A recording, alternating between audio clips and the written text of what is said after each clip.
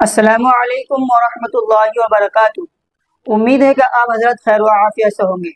تو حضرات گرامی، یہ محرم الحرام کا مہینہ چل رہا ہے، بہت بابرکت مہینہ ہے، اور اس مہینے میں جو کتنے روزے رکھے جاتے ہیں اور وہ روزہ رکھنے کا طریقہ کیا ہے، میں آپ حضرات کے سامنے یہ بہت ضروری باتیں آپ حضرت کے سامنے پیش کرنا چاہتا ہوں۔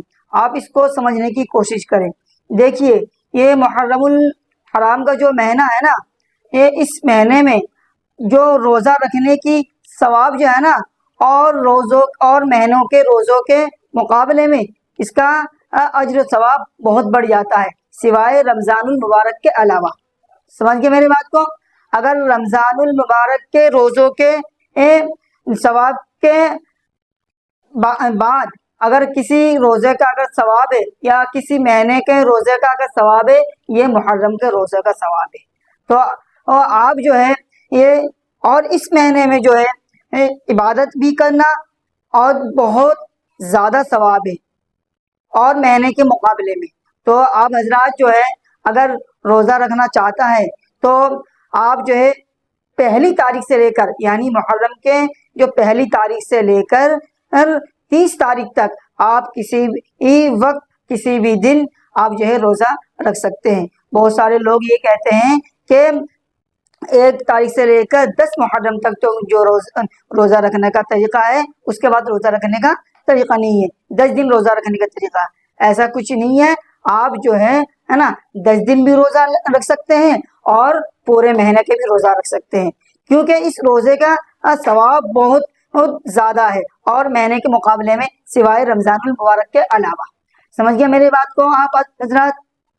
تو اور جو ہے نا اس مہینے میں جو ہے اللہ سبحانہ تعالی اگر کسی مہینے کی فضیلت اگر بڑھا دیتا ہے، ثواب کے اعتبار سے اگر بڑھا دیتا ہے، تو اس کے مقابلے میں جو ہے نا گناہ کی وبال بھی بڑھ جاتا ہے۔ مثال کے طور پر اگر محرم کے مہینے میں اگر کہ 1 روزہ کا ثواب بہت زیادہ ہے، تو اور مہینے کے مقابلے میں تو اسی طرح اس مہینے میں اگر کوئی ایک گناہ بھی کرتا ہے نا، تو اس میں بھی بہت زیادہ گناہ کا جو ہے وبال بہت زیادہ ہو۔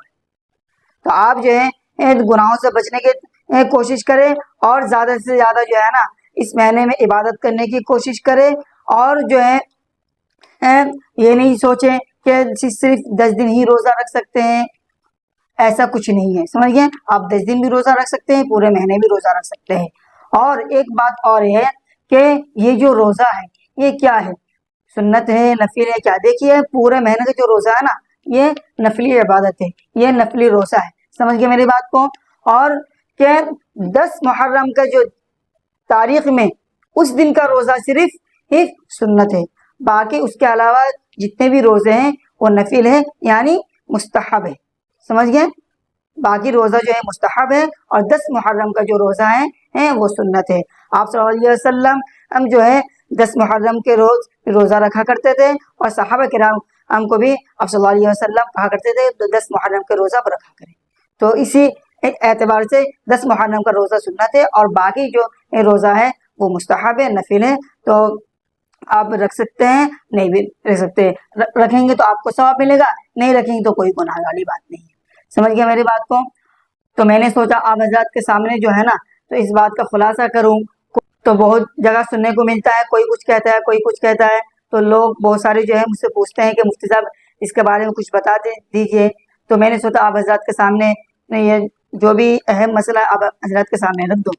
امید ہے کہ آپ حضرات جو ہے اس بات کو اچھی طرح سمجھ گئے ہوں گے، اور اگر آپ کو کسی بات میں اشکال ہو تو آپ میرے کمنٹ باکس میں کمنٹ کر سکتے ہیں، تو میں انشاءاللہ جو ہے نا آپ کو جواب دینے کی کوشش کروں گا۔